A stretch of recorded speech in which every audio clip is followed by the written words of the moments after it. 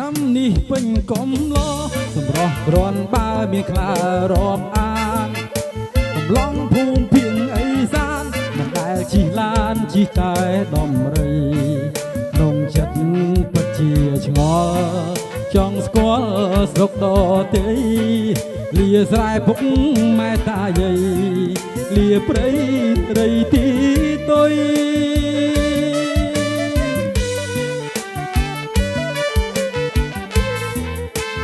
មកដល់ក្រុងភ្នំពេញព្រលឹមព្រឹកមិញទិញបានអ្វីខ្លះទាំងផ្សារថ្មីផ្សារចាស់អីវ៉ាន់ច្រើនណាស់វាខ្វាំងតែលុយតម្លៃមានកំណត់តែឡត់ខ្ញុំវាអុយថ្ងៃនេះឡើងឆុងហងសុយអង្គុយធ្វើមុខជួ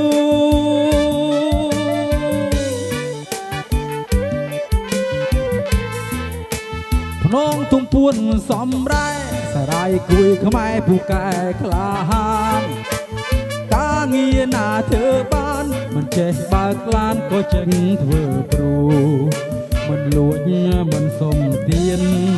គ្រឿងញៀនមិនគិតគូនួនល្អងបងស្ម័គ្រយូតស៊ូស្នេហ៍ស្មោះត្រង់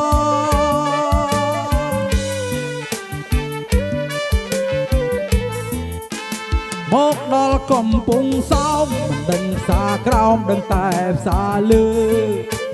រកការងារធ្វើមកដុំឃ្លាំងលើជាងឈើសំណងរែកដីវាយដុំថ្មកម្មករលីស៊ីម៉ងសសំបានលុយមកថងទិញកង់ជិះទៅស្រុក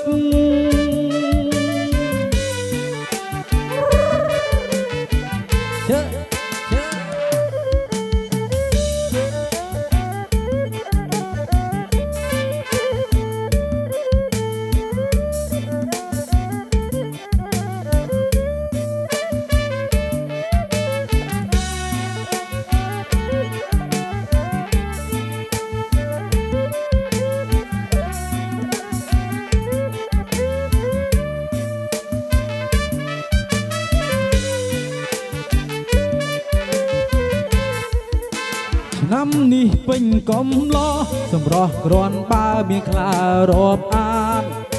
កំឡុងភូមិភាគអេសានមិនដែលជិះឡានជិះតែដំរី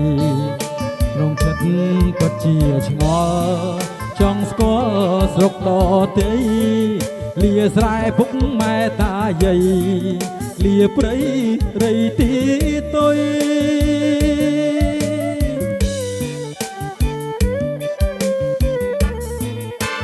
មកដល់ក្រុងភ្នំពេញព្រលឹមព្រឹកមិញទិញបានអ្វីខ្លះទាំងផ្សារថ្មីផ្សារចាស់អីវ៉ាន់ច្រើនណាស់វាខ្វាំងតែលុយតម្លៃមានកំណត់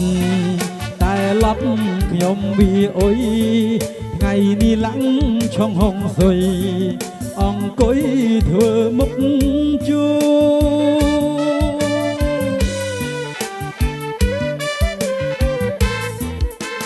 ភ្នងទំពួនសំរ៉ែសារាយគួយខ្មែរពូកែក្លាហានការងារណាធ្វើបានមិនចេះបើកឡានក៏ចេញធ្វើព្រូមិនលួចមិនសុំទៀនគ្រឿងញៀនមិនគិតគូនួនល្អងបងស្ម័គ្រយូតស៊ូស្នេហ៍ស្មោះត្រង់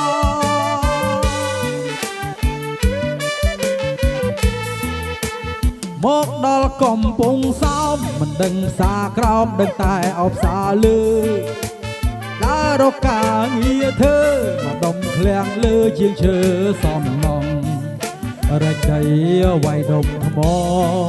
កម្មករលីស៊ីម៉ងសសំបានលុយមកថងទិញកង់ជិះទៅស្រុក